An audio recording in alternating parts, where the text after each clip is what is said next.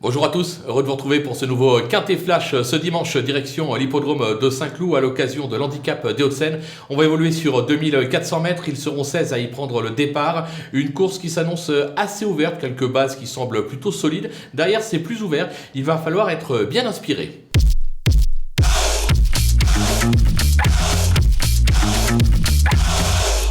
Allez, on attaque les bases avec Class Good Question, qui n'a plus à faire ses preuves à ce niveau et sur ce type de parcours. Il est en forme, il est pris à sa valeur, il affiche 100% de réussite à Saint-Cloud en 2 tentatives.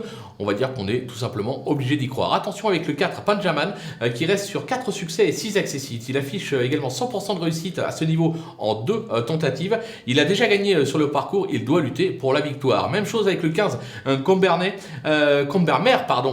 qui reste sur une probante 2e place derrière Sam à ce niveau. Il le retrouve avec 3 kilos d'avantage au top. Il doit pouvoir là encore jouer pour le podium. Du côté des opposants, on va se méfier bien évidemment du numéro 2, Mikado. Imparable cette année, il vient d'ouvrir son palmarès à ce niveau et sur ce parcours.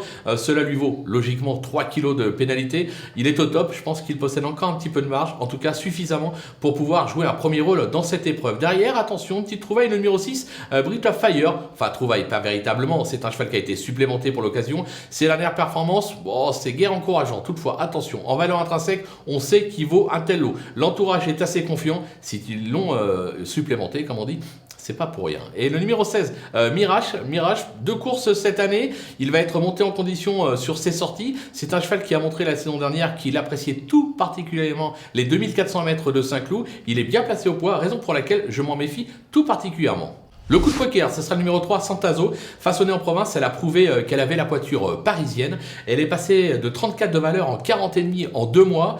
Sa marge est réduite, bien évidemment. Je pense qu'elle est barrée pour la victoire. Maintenant, pour les places, attention, elle peut encore étonner. Les outsiders avec le 5 Sam, on en a parlé tout à l'heure, qui vient de s'imposer à ce niveau et sur ce parcours. Le handicapeur lui a mis 3 kg de pénalité, ce qui est assez logique. Maintenant, il semble posséder lui encore un petit peu de marge. Pas suffisamment pour rejouer la victoire, je ne le vois pas doubler la mise, mais pour conclure 3, 4, 5, c'est tout à fait jouable. Le numéro 13, Fly Beauty, qui a fait ses preuves à ce niveau également. Dernièrement, elle a éjecté sa joquette en sortant des stalles. On va oublier cette course. On sait qu'elle est capable de bien se défendre en pareille compagnie. Elle va vouloir se racheter, comme on dit. Méfiance. Le numéro 14, Zarika, qui vient d'aligner 4 perfs de choix, dont 2 sur ce parcours. Elle passe un véritable test en valeur 32, mais vu sa forme, difficile de ne pas lui faire une petite place dans notre sélection. Le numéro 8, Baratin, il a fait ses preuves à ce niveau et sur cette piste. Il est plutôt bien placé au poids. S'il est décidé, il est capable de brouiller les pistes, mais il faut qu'il soit décidé. On en arrive au numéro 7, attention, il va falloir que je le prononce bien. Le 7 se nomme Sri Fanelogreen. Plutôt pas mal. 13 en verve cette année, il est passé d'une valeur 31 à 37 dernièrement à Chantilly. Il y a montré ses limites. Voilà, maintenant je trouve que c'est très ouvert derrière. Ça serait prendre un énorme risque de l'écarter totalement, raison pour laquelle je le mets, mais vraiment en bout de piste. Si vous en avez trop, c'est celui-là qu'il faudra écarter. Les délaissés avec le numéro 9, Calaconta, de succès cette année, mais à un niveau bien moindre. Elle a montré ses limites à ce niveau ces derniers mois. De plus, je la préfère sur beaucoup plus court, raison pour laquelle je l'élimine. Le numéro 10, Master Power, qui a surpris sur ce parcours en 31,5, ce qui lui a valu 4 kg de pénalité. Il reste sur 2 échecs à ce niveau. Même si le handicapeur a fait un geste, il a enlevé 1 livre. Pour moi, ça suffit pas. Le numéro 11, Banana Rocks, il a échoué lors de ses 3 dernières tentatives à ce niveau. Il n'a plus été revu depuis la mi-janvier. J'attends Deauville avec lui, donc pour l'instant on le regarde courir.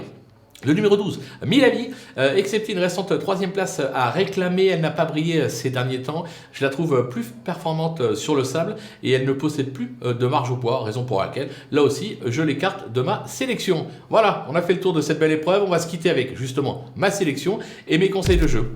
À vous de jouer!